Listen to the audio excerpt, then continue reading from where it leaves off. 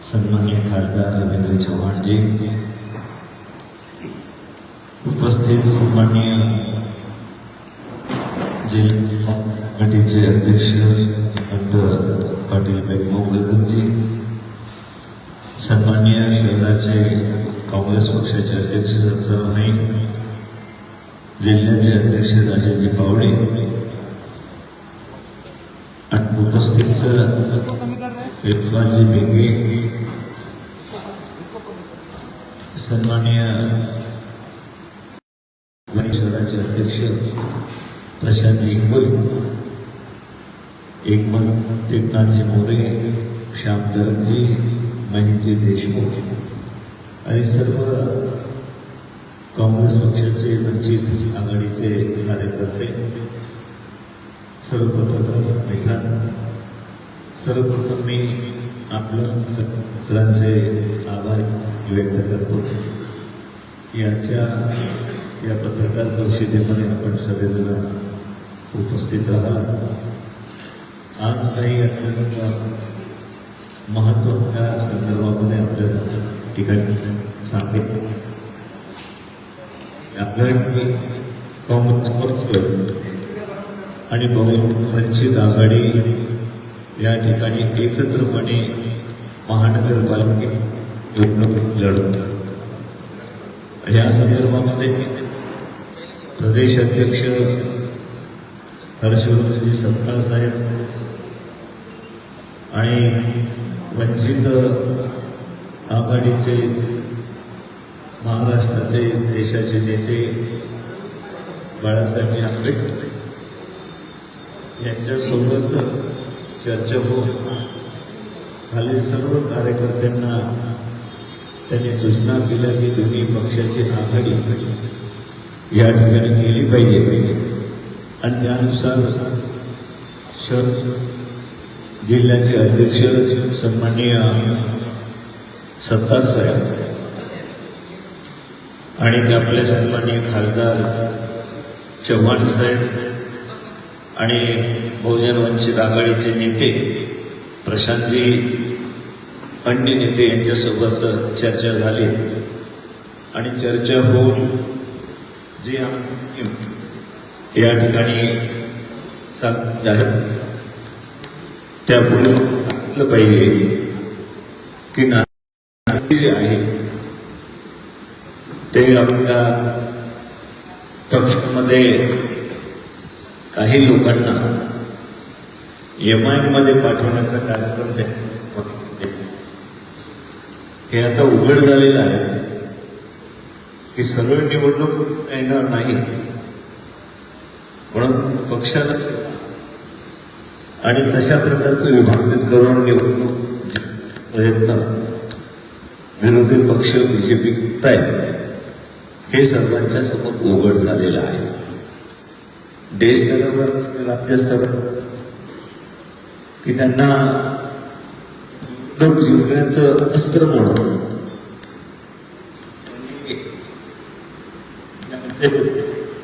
पक्षातील नेते आहेत त्यांच्यामध्ये विभाजन करणं, त्यांना अशा प्रकारे आमिष दाखवणं आणि त्या माध्यमातून आपण निवडणूक जिंकणं अशाच प्रकारचा प्रयोग आज नांदेड वगळा महानगरपालिकेमध्ये BJPने केल्याचं चित्र आपल्या सर्वांच्या समोर आहे. आमिष दाखवणं वेगवेगळ्या पद्धतीनं आणि त्यांना बोलणं कुठेतरी वेगवेगळे पक्षच त्या ठिकाणी प्रयत्न केले पाहिजे, वेगवेगळे त्या ठिकाणी संघटना स्थापन करून त्यांना निवडणूक मध्ये उतरवणं जेणेकरून काँग्रेस जी त्या ठिकाणी निवडून येण्याची शक्यता आहे पूर्णपणे त्याला कशा पद्धतीने विभाजन करता येईल तो प्रयोग आज नांदेड महानगरपालिकेमध्ये सुद्धा केल्याचं चित्र आपल्या सर्वजण पाहतोय. याच्या पाठीमागे कोण आहे हे आता वेगळं सांगण्याची गरज आहे असं मला वाटत नाही.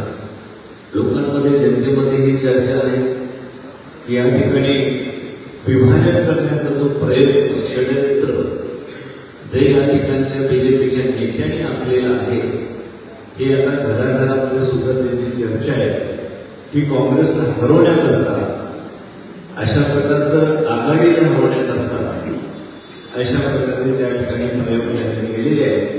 परंतु जनता आता हे विसरणार नाही आहे.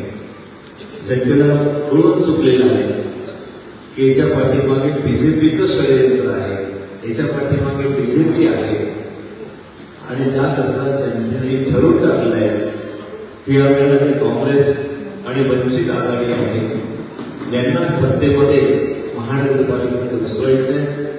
या ठिकाणचा भ्रष्टाचार असेल, या ठिकाणी जी सार्वजनिक स्वरूपाची महत्वाची कामं व्हायला पाहिजे ती सुद्धा कामं होत नाही आहे.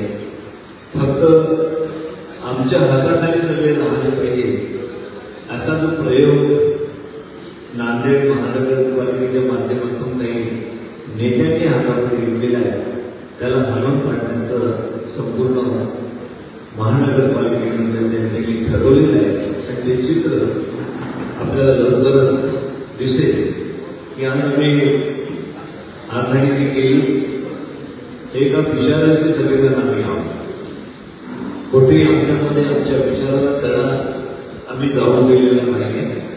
एक संघ आणि त्यामुळे आमच्या विचाराची सगळी जनता जी आहे एक उदाहरण महानगरपालिकेला जिंकून देईल अशा प्रकारचा विश्वास आम्हा सर्वांना आहे, महानगरपालिकेच्या जनतेला सुद्धा आहे. या ठिकाणी वंचित आघाडीला किती जागा आणि काँग्रेस पक्षाकडे किती जागा, हा सगळ्यात महत्वाचा तुमच्यासाठी महत्वाचा विषय आहे. आणि त्याकरता आपल्याला सांगू इच्छितो की वंचित आघाडी 20 जागेवर निवडणुका महानगरपालिकेमध्ये काँग्रेस सोबत लढतील आणि त्याचबरोबर 61 जागा ह्या काँग्रेस पक्षाचे उमेदवार महानगरपालिकेच्या प्रभागामध्ये लढतील. 61 आणि 20 अशा प्रकारचा ठरवून आम्ही केलेला आहे. आणि आम्ही खात्री आहे जनता सगळी चर्चा करायला लागली आहे, त्या दोन्ही पक्ष एकत्र आली तर महानगरपालिका ही काँग्रेसच्या आणि वंचित आघाडीच्या हातामध्ये गेल्याशिवाय राहणार नाही. आणि अशा प्रकारचं चित्र आज संपूर्ण शहरामध्ये आहे. मी सर्व जनतेला आवाहन करू इच्छितो की आपण जे षडयंत्र बीजेपीने आखलेलं आहे, तयार केलेलं आहे, याला आपण बळी पडू नका. यामध्ये सर्व राज्यस्तरावर सुद्धा फूट टाकण्याचा प्रयत्न त्यांचा सुरू आहे.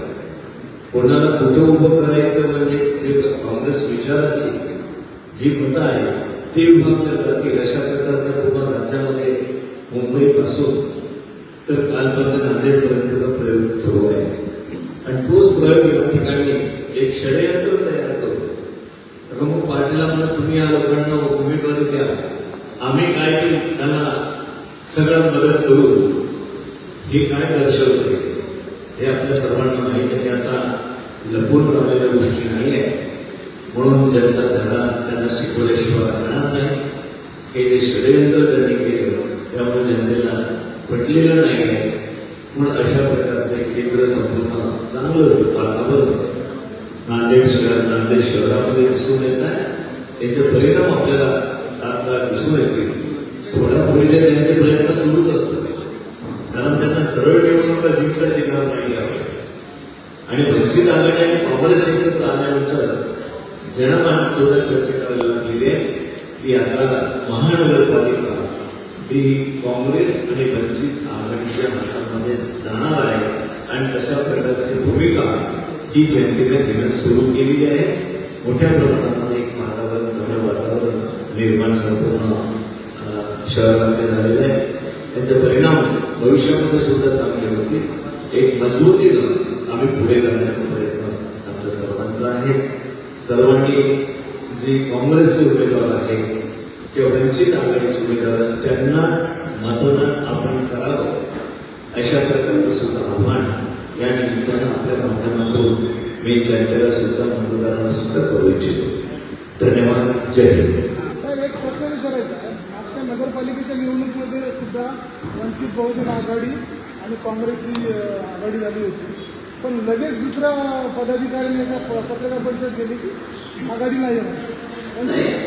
प्रश्न कसा असतो की आघाडी झाली तर दोन्ही पक्षांना फायदा मिळतो. एखाद्या ठिकाणी काही जागेवरनं आघाडी होत नाही तर त्या ठिकाणी एक आपण विचार करतो की व्हायला पाहिजे. शेवटच्या टोकापर्यंत प्रयत्न काँग्रेसकडनं आणि वंचित पक्षाकडनं सुद्धा हाच केला जातो की आघाडी झाली पाहिजे. परंतु स्थानिक काही विषय असतात, स्थानिक काही नेते असतात, उमेदवारी देण्याच्या संदर्भामध्ये वादविवाद त्या ठिकाणी असतो. परंतु प्रयत्न हाच आहे की दोन्ही पक्षांनी आघाडी केली पाहिजे. एका विचाराचे दोन्ही पक्ष आहेत पण आघाडी त्या ठिकाणी केली पाहिजे. हीच भूमिका काँग्रेस पक्षाची नेहमीच राहिली. याच्यापूर्वी सुद्धा वंचित आघाडीला सोबत घेण्याची भूमिका संपूर्ण महाराष्ट्रामध्ये काँग्रेस पक्षाची नेहमीच राहिलेली आहे. जो वंचितचा प्रश्न आहे त्यांनी 9 उमेदवार जाहीर केले. 9 उमेदवार जाहीर केले. प्रशासनाला उमेदवारी फॉर्म भरावा करायचा आहे आणि ते नाही केलं तर फॉर्म लावतोय. सर आपल्या 9 उमेदवार जाहीर केले तर परत येणार नाही. आज श्रद्धेनेते बाळासाहेब आंबेडकर यांच्या आदेशानुसार नांदेडमध्ये काँग्रेस आणि वंचित बहुजन आघाडीची युती झालेली आहे. या महानगरपालिकेमध्ये आम्ही भरघोस मतांनी दोन्ही पक्षाचे महापौर राहील हेच एवढं आश्वासन देतो. कारण मला माझा फॉर्म भरायला जाण्यासाठी वेळ होत आहे म्हणून मी आपली माफी मागतो आणि आपल्याला लवकरच मी भेटतो. ही युती आमची झालेली आहे. आम्ही 20 उमेदवार आहेत आमचे. जाहीर केले सुद्धा काँग्रेसने मान्य केलेले आहे. ते पण आम्ही पण आम्हाला काही याच्यामध्ये 2-3 सीटवर कमी जास्त आम्ही करून घेऊ. ठीक आहे.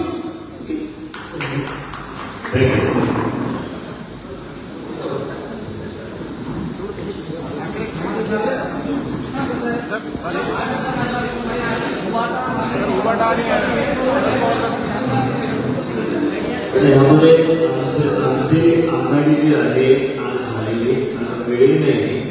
आता चर्चा आम्ही आमच्या काही लोकांनी चर्चा करण्याचा प्रयत्न केला पण त्यांच्याकडनं काही असा योग्य प्रस्ताव आमच्या जिल्हाध्यक्षांकडे काही आलेला नाही आणि आला असता ते विचार केला असता. पण आता वेळ फार कमी आहे.